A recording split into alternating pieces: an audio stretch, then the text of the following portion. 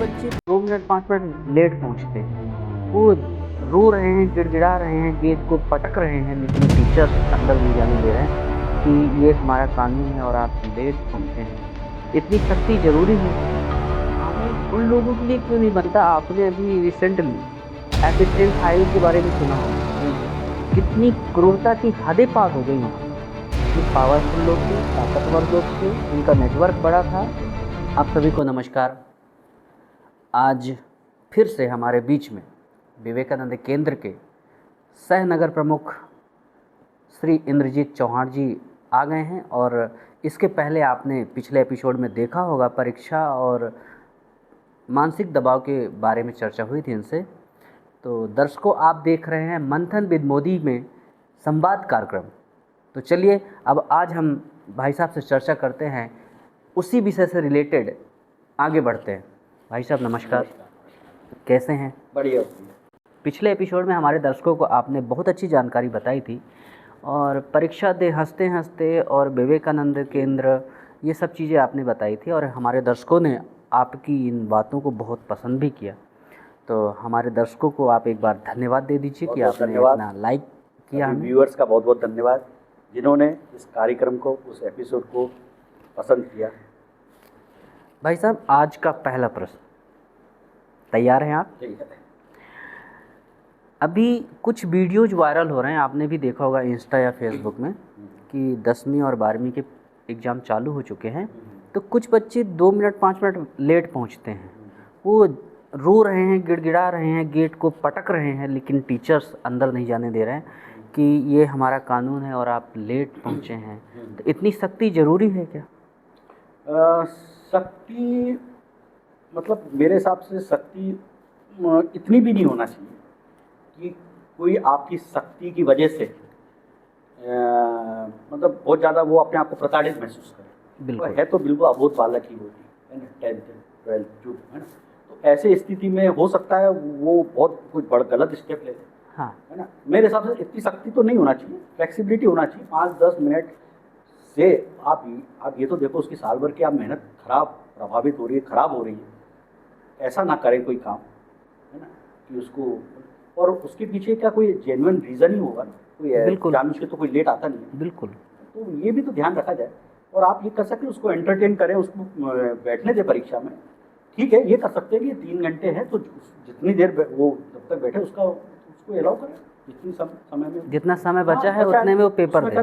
लौटाना व्यवहारिक नहीं है, गलत है मेरे दृष्टि में। वही मतलब उन वीडियो को देख करके यह समझ में आता है कि कानून बच्चों के पेपर के लिए 2 मिनट 5 मिनट जब वो लेट हो गया, तो आप बता रहे हो कानून उन लोगों के लिए क्यों नहीं बनता? आपने अभी रिसेंटली एपिस्टेल फाइल के बारे में सुना होगा। कितनी क्रूरता की हदें पार हो गई वहाँ पर। ये पावरफुल लोग थे, ताकतवर लोग थे, इनका नेटवर्क बड़ा था। तो क्या इनके लिए कोई कानून नहीं होता? ये बहुत ही आपका मतलब मैं तो कहता हूँ गंभीर प्रश्न है कि कानून भी दिखाया जाता है तो उन अबोध बालक पे, अबोध बच्चों पे, बिल्कुल, उनके लिए आप कानून है। जो हार्डकोर क्रिमिनल्स, मैं तो इनको क्रिमिनल्स ही बोलूँगा, जो आप बोल रहे हैं हार्डकोर क्रिमिनल है, उनके लिए कानून फ्लेक्सिबल हो जाता है। जहाँ फ्लेक्सिबल होना चाहिए वहाँ नहीं, और जहाँ कठोर होना चाहिए वहाँ कठोर नहीं। ये तो बहुत बड़ी, मैं तो कहता हूँ ये अपने आप में विरोधाभास है। बिल्कुल। ये ऐसा विरोधाभास से आप क्या करना चाह रहे हैं? मतलब क्या आप समाज को संदेश दे रहे हैं कि एप्स्टीन जैसे लोग फले फूले? आप उन पर तो कठोर दंड होना चाहिए, उनके साथ जो इन्वॉल्व है उनके साथ कठोर दंड होना चाहिए। एक आपको एग्जाम्पल सेट करना चाहिए। बिल्कुल, कल को ऐसी हरकत ना कर सके, है ना। हम बहू बेटियों के साथ, जो छोटी बच्चियों के साथ इस तरह से गलत कार्य ना हो, तो वहाँ पे तो आपको शिवाजी ही बनना पड़ेगा। शिवाजी जैसे कठोर निर्णय, शिवाजी ने महिलाओं के मान सम्मान के लिए जिसने भी हाथ बढ़ाया उसका हाथ तक काट दिया। ये लोग तो अभी जो वीडियोज वायरल हुए हैं एपिस्टेल फाइल के, उसमें तो इतनी क्रूरता करने की, बच्चियों के साथ गलत तो कर रहे हैं लेकिन उनको फ्राई करके काट करके खा रहे हैं। ये तो मतलब मेरे को तो सुनने में लग रहा है कि ये हैवानियत की हद पार कर। हमारे धर्मशास्त्रों में बताया गया था कि यदि आप गलत करोगे या पाप कर्म करोगे तो यमराज के यहाँ, हम उसे जानते नहीं कि कैसी सज़ा होगी, लेकिन यमराज के यहाँ यमराज आपको तेल में तलेंगे। यहाँ पर ये स्वयं यमराज बन गए, राक्षस बन गए, यमराज भी नहीं है, राक्षस। वो तो न्याय करते हैवान हैं। नहीं, तो हैवान है, मतलब जानवर भी बोलना है छोटा शब्द, जानवर का अपमान है। हैवानियत, जानवर में भी मर्यादा होती है। तो ये जो हैवानियत की मानवता है, मानवता जो इंसानियत है, मानवता, मानवता रह नहीं गई। मानवता का उद्देश्य क्या होना चाहिए? मानवता रहेगी कैसे? फिर मैं आपके उसी प्रश्न पे आता हूँ जी लौट के, जी कि जब आप पावर, पैसे के दम पे कानून का उपयोग करेंगे, मतलब पैसे है तो कानून आपके लिए फ्लेक्सिबल है, आप पावरफुल हैं तो कानून आपके लिए बिल्कुल। flexible, आप कानून का कोई डर नहीं, तो कानून का जब डर ही नहीं होगा तो ऐसे हैवान तो क्या एप्स्टीन जैसे कहीं हजार पैदा होंगे। बिल्कुल। और ये समाज के लिए बहुत बड़ा खतरा पैदा होगा। अभी तो एक एप्स्टीन है, मान लीजिए अगर ये एप्स्टीन जैसे लोगों को कठोर दंड नहीं दिया तो कई एप्स्टीन फाइल खुलेंगे। अरे अभी इसके पहले झांगुर बाबा की वो झांगुर बाबा की फाइल खुली थी, फाइल खुली थी, सही बात है। इस विषय में आपसे मेरी चर्चा भी हो चुकी थी। हाँ, इस पे तो एक लेख भी लिखा था, हाँ। मुझे याद आ रहा आपका। तो ये झांगुर बाबा जैसे कई सारे हैं, लेकिन जो खुल गया सो खुल गया, लेकिन इनका एक जो लिंक अप है, जो इनका नेटवर्क है, इसके आगे सब फेल है, इनके लिए कोई कानून नहीं है। पर मेरा यही है कि झांगुर बाबा का जैसे विषय उठा जी, पर विषय उठा, बहुत हाईलाइट हुआ, एप्स्टीन का उठा, पर अभी तक क्या आपने सुना? मुझे तो नहीं मालूम कि झांगुर बाबा को कोई सजा हुई। कुछ नहीं। ऐसे कहीं हुए है ना, राम रहीम जैसे लोग घूम रहे हैं, बिल्कुल बिल्कुल। वो मजाक बना के रखा है जेल को। कितने बार तो बाहर आ गया, क्या एक सामान्य आदमी जेल में, वो भी इतने घिनौने कृत्य के लिए कैसे आ सकता है? पैरोल पे पैरोल, मतलब जितनी सजा नहीं उसे आधे टाइम तो वो बाहर घूम रहा है। क्या माना जाए कि इनके पास पैसा है, ऐसा है, दम है, पावर है, इसलिए कानून उनकी पकड़ में। तो मतलब पैसा में एक ये देखेंगे, पैसा सब कुछ नॉर्मल कर देता है। नॉर्मल कर दो। तो ये सारे कानून गरीब के लिए हैं, मीडियम तो लोगों आप के सोच लिए। सकते हैं कभी ऐसे पैरोल पे आ जाए, वो आ जाए? बिल्कुल नहीं। उसको तो आप उसकी माँ मर जाए तब नहीं आने देंगे। इतना वहाँ पे इतना कठोर दिखाओगे आप कि भाई उस समय भी उसको आप दाग देने या उसके लिए आप मतलब उस समय आप दिखाओ। यहाँ सिर्फ घूमने फिरने के लिए राम रहीम जैसे लोग और कई एग्जाम्पल है। कुल मिलाकर के जो बच्चे पेपर देने जाते हैं, लेट होते हैं, तो वो कहीं ना कहीं मीडियम फैमिली के लोग होते हैं, और हाई प्रोफाइल के लोग तो अलग ही अपना करते हैं। लेकिन जो मीडियम और गरीब लोग हैं, सरकारी स्कूलों में एग्ज़ाम देने जाते हैं, तो उनके लिए नियम हैं, उनके लिए सख्त हो गए। मैं आप खुद ही सोच के देखिए, अगर वही बच्चा किसी कलेक्टर का होता, कमिश्नर का होता, बिल्कुल तो ये शक्ति दिखा पाते? नहीं दिखा पाते हैं। आप उसको फिर आपकी कहाँ गई वो कठोरता, आपकी कहाँ गए कानून? वहाँ तो आप सैल्यूट करने लगते। फिर तो वो क्या बोलते हैं, बिल्कुल आप तो रेड कारपेट बिछा के उसको ले जाते। बिल्कुल बिल्कुल एक शाम तक, बिल्कुल, है ना, ये आपने देखा। फिर कलेक्टर का बच्चा क्या, वो क्या भगवान का वो हो गया था, मतलब उसके लिए कुछ अलग आपने पैमान रखा। एक सामान्य वर्ग के लिए या तो आप एक जैसा, यही है ना वो आप जो प्रश्न है ना, घूम फिर के वहीं आएगा। कानून है, या कानून भी है, पावर और पैसे को देख के इस्तेमाल हो रहा है, मतलब ऐसा। कुल मिलाकर के हम एक, जैसे आज वर्तमान में चर्चा चलती है जाति और धर्म की, तो यहाँ पर एक अमीर जो है और एक गरीब, ये दो जातियाँ हो गई। जिसके पास पैसा है वो उसके लिए सब संभव है, इसलिए ऐसी एप्स्टीन फाइल जैसी क्रूरता हो रही है। और जो गरीब है, सारे नियम उसके ऊपर हो रहे हैं। गरीब लोगों का ही अपहरण करके वहाँ पर ऐसे लोगों को मारा जा रहा है, काटा जा रहा है, या उनके साथ शोषण किया जा रहा है। बिल्कुल सही आपका कहना।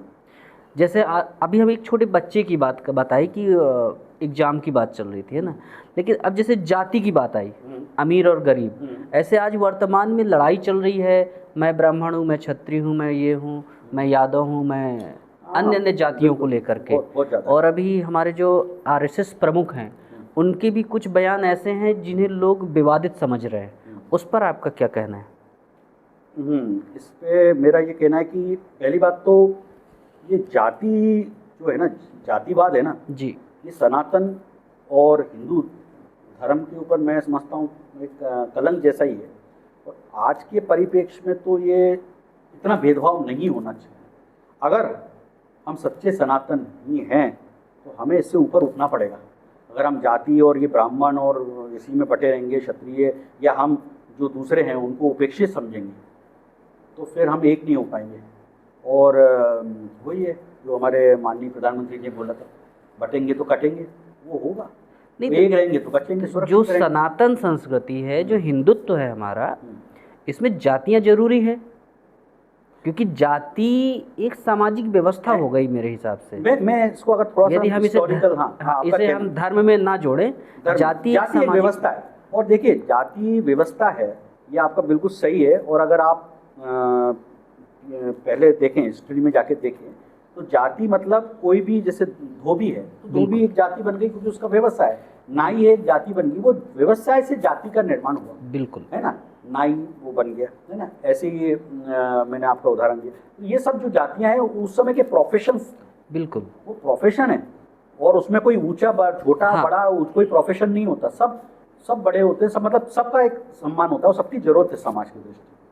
तो जाति नहीं, हमारे धर्म में अवधारणा अगर हम बात करें तो वर्ण की रही है, वर्ण व्यवस्था। हाँ, वर्ण मैं अगर आप बोले तो मैं थोड़ा सा बोलूं। बिल्कुल वर्ण- बिल्कुल बिल्कुल वर्ण व्यवस्था की रही है। गीता में भी अगर आप देखें तो श्री कृष्ण ने उसमें उल्लेख भी किया, 4 वर्ण के बात हाँ, करिए, हाँ, है ना। और वो 4 वर्ण भी जन्म आधारित नहीं थे, कर्म आधारित थे। ऐसा नहीं है कि ब्राह्मण के घर में बैठा बच्चा ब्राह्मण ही कहलाएगा। अगर ब्राह्मण के घर में जन्मा बच्चे में वो क्वालिटी नहीं है तो वो ब्राह्मण नहीं कहलाएगा। हो सकता है अगर वो शूद्र भी हो सकता है। फॉर एग्जाम्पल परशुराम का मैं बताऊँ, परशुराम ब्राह्मण थे और कर्म से क्षत्रिय थे, और वो कर्म व्यवस्था कर्म आधारित थे। और आजकल जो हो रहा है, भाई शुक्ला जी के घर में बैठा हुआ तो वो भी शुक्ला जी ब्राह्मण कहलाए, है ना। शर्मा के घर में शर्मा, जैसे महर्षि विश्वामित्र जी भी हैं। महर्षि विश्व, वो कर्म से बने महर्षि, हाँ। क्षत्रिय थे। बिल्कुल आपने बहुत सटीक, बहुत अच्छा आपने उदाहरण दिया। महर्षि वाल्मीकि, जो आपने क्या बोला, विश्वामित्र जी। और दूसरा भी मेरे मुंह से जो निकला, महर्षि वाल्मीकि कौन थे? बिल्कुल वो बिल्कुल तो निम्न जाति से थे। हाँ, पर आज कितना सम्मान देते हैं हम, उन्हीं की रामायण पढ़ते हैं। ब्राह्मण भी वही पढ़ता है रामायण, सार कोई वही रामायण पढ़ता है। पर अगर आप इतिहास में जाओ, अरे भाई मैं तो कहता हूँ सेक्युलर की बात करते हो, राम जी से बड़ा कोई सेक्युलर है? राम जी को जो भी सबरी कौन थे? सही सबरी के जूते बेर खाए उन्होंने। सबरी तो वो आदिवासी थी, है ना। तो भाई ये तो, और केवट की बात करें, मतलब कई उदाहरण हैं। तो अपन कहीं टॉपिक से भटक नहीं है। तो मेरे कहने का मतलब है कि जाति धर्म व्यवस्था में, धर्म में वर्ण व्यवस्था थी, और उसका उद्देश्य भी था ब्राह्मण, क्षत्रिय, वैश्य और शूद्र जो समाज का ताना बना बैलेंस बना रहे। जैसे ब्राह्मण है तो अनुसंधान केंद्र जो भी है, आजकल के जो साइंटिस्ट हैं वो ब्राह्मण है। पर ऐसा थोड़ा कि आप कर्म से ब्राह्मण कहलाएंगे। क्षत्रिय का धर्म था कि समाज की रक्षा करना, उस समय जो है आक्रांताओं का, आक्रमणकारियों से रक्षा करना। वैश्य का क्या है, समाज का भरण पोषण वगैरह। और शूद्र का भी बहुत इंपॉर्टेंस है भाई, जो आप मेहनत वर्ग है, जिसमें किसान भी आ जाते हैं, साफ सफाई कर्मी भी आ जाते हैं। ये ना हो तो क्या पेट भरेगा? यदि हम विचार करें तो प्रत्येक व्यक्ति इन चारों वर्णों में विभाजित है। एक व्यक्ति जो है, जब मैं पांडित्य की या विद्वत्ता की बात करूंगा या ज्ञान अर्जन करूंगा तो मैं पंडित्य हो गया। और जब मैं कोई साहस का कार्य किया, किसी की रक्षा करने का कार्य किया तो क्षत्रिय हो गया। मैं अपने परिवार के लिए, अपने परिवार का रक्षण कर रहा हूँ तो वो क्षत्रिय कर्म हो गया। तो क्षत्रिय कर्म जब हो गया तो मैं क्षत्रिय वर्ण में आ गया।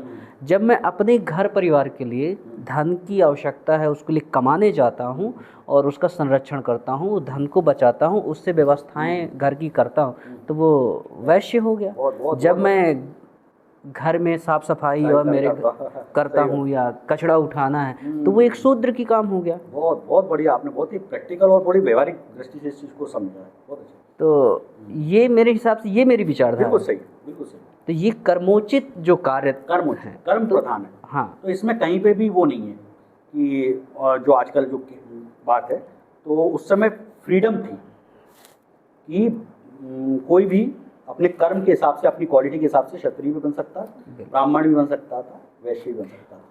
जन्म से कोई वैश्य नहीं कहलाएगा, जन्म से कोई ब्राह्मण नहीं कहलाएगा। हाँ, एक प्रश्न मेरे दिमाग में आ रहा है कि हम ये बातें तो कर रहे हैं जाति, धर्म और समाज की, और वर्तमान में स्थिति है, बहुत विडंबना हो गई इस जो स्थितियां बन रही हैं। ये जो आधुनिकता में हम जाति, धर्म और इन सब में उलझे हुए हैं, तो हम अपने बच्चों को कॉन्वेंट में पढ़ा रहे हैं, ऐसे मॉडर्न स्कूल, अंग्रेजी स्कूल में पढ़ा रहे हैं, अपनी संस्कृति, अपने कल्चर या अपने साहित्यों से दूर कर रहे हैं। इसका कोई माध्यम आप बता सकते हैं कि आज मजबूरी कह सकते हैं या कि दिखावा कह सकते हैं कि माता पिता अपने बच्चों को कॉन्वेंट में या किसी न किसी इंग्लिश स्कूल में जाकर के एडमिशन कराता है, तो बच्चों को ऐसे संस्कार कहाँ से मिले? आप कुछ रास्ता बताएं। संस्कार के लिए फिर मैं वही कहूँगा कि हम स्कूल के भरोसे नहीं रह सकते, है ना। ठीक है, अगर आप सोच रहे हैं कुछ हद तक दिखावटी भी हो, कॉन्वेंट है, वही मैंने बोला ना प्रेशर, बिल्कुल। जो पिछले एपिसोड में हमने बात बिल्कुल करी थी, बिल्कुल कि जो प्रेशर होता है ना, पीयर प्रेशर। अब अगर उनके ताऊ जी का बुआ का लड़का कॉन्वेंट में जा रहा है तो मजबूरी में, प्रेशर में वो उनको भेजना पड़ेगा। मेरा कहना है ठीक है भेजो, अगर आपको लग रहा है कॉन्वेंट अगर एजुकेशन, पर संस्कार तो आप दो।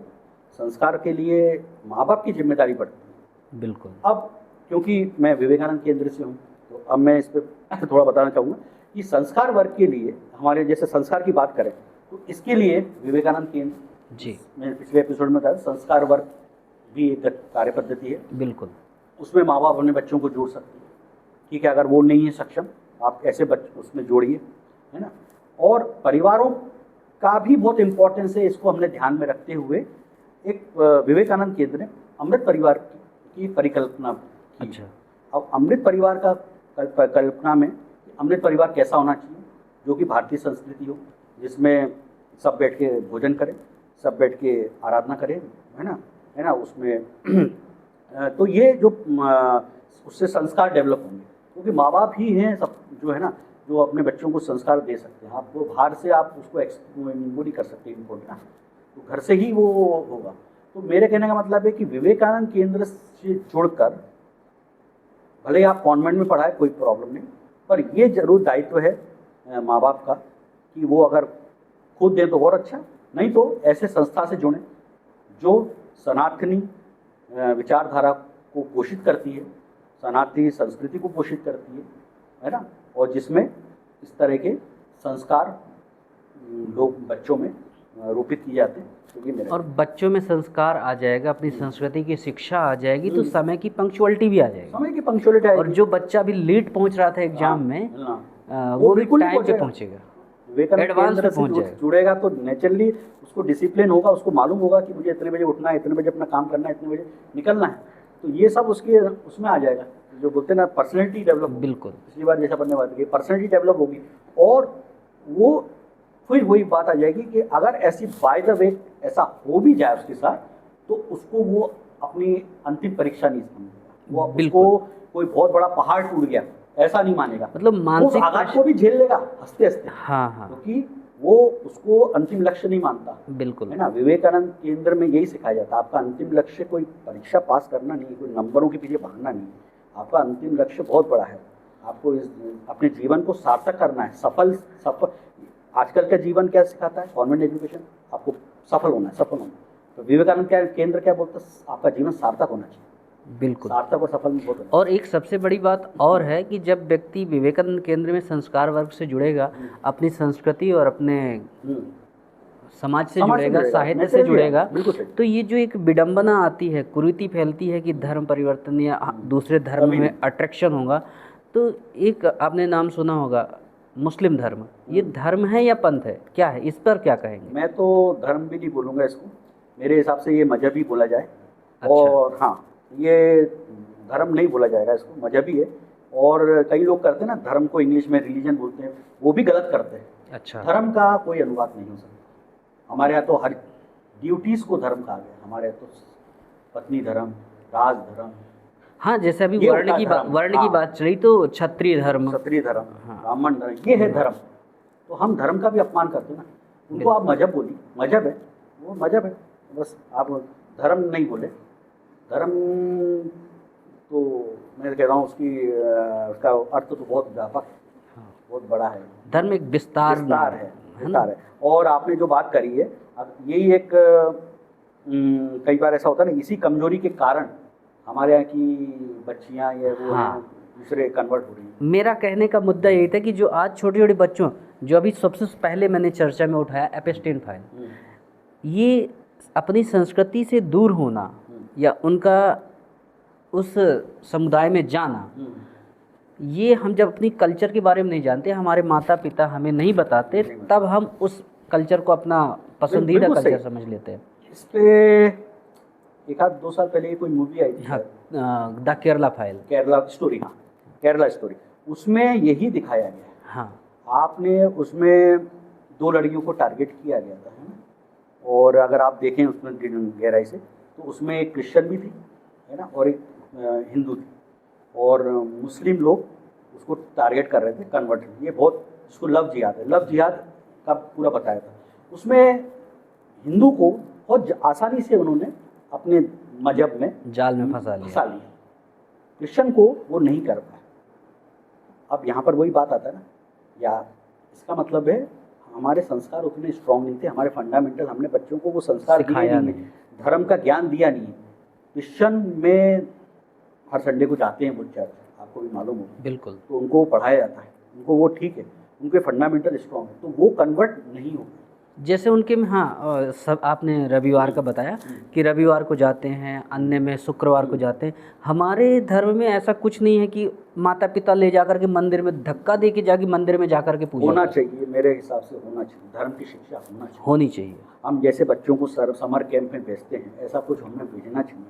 सिख लोग भी आपने देखा होगा, हाँ, उनका भी मुझे अच्छा लगता है, गुरुद्वारे में समर कैंप लगते हैं, ऐसे कहीं भी हैं, है ना, और वो होना चाहिए। जैन धर्म में भी है ऐसा, वो आपको स्ट्रिक्ट बनना पड़ेगा, माँ बाप की जिम्मेदारी है ना। अब माँ बाप ही, माँ ही रील में दुनिया में अगर उलझी हुई है, रील की बातें करेगी, तो कहाँ से वो गीता को उपदेश देगी बच्चे? बिल्कुल, उसके लिए आपको पढ़ना पड़ेगा ना, अध्ययन करना पड़ेगा, तब तो आप बोलोगे कि गीता रखने से कुछ होता है क्या घर में? पढ़ना पड़ेगा ना। गीता आप शोकेस में दिखाने के लिए रख दो कि भाई बढ़िया, जैसे आजकल लोग लगा के रख देते, तो देखे शोबाजी के लिए हम बहुत बड़े विद्वान, तो इससे क्या फायदा? क्या संस्कार आ रहे हैं बच्चों? ये बहुत जरूरी है। आपने बहुत सही बातें की। हाँ, और हमारे दर्शकों को भी बहुत अच्छी जानकारी मिली और उनको अच्छा भी लगा होगा आपका ये जो आज का, कि हमने एग्ज़ाम से लेकर के एब्सटेंट फाइल और धर्म जाति व्यवस्था की भी बात कर ली। तो यदि हम अपनी संस्कृति कल्चर को समझेंगे, साहित्य को पढ़ेंगे, अपने महापुरुषों के बारे में जानेंगे, तो बच्चा समय का पंक्चुअल होगा और लेट नहीं पहुंचेगा और उसका मानसिक दबाव नहीं होगा। तो दिक्कतें, जो परेशानियां हैं, भविष्य में नहीं हैं, परेशानी वर्तमान में है। इसलिए आप सबसे निवेदन है कि आप अपने बच्चों को अपने कल्चर और अपने साहित्य के बारे में बताएं, अपने महापुरुषों के बारे में बताएं, उन्हें समय की पंक्चुअलिटी बताएं, आलस्य न करें। नैतिकता और दिए जाने वाले संस्कार ही आगे आने वाली पीढ़ी की वर्तमान होगी। धन्यवाद दोस्तों। धन्यवाद।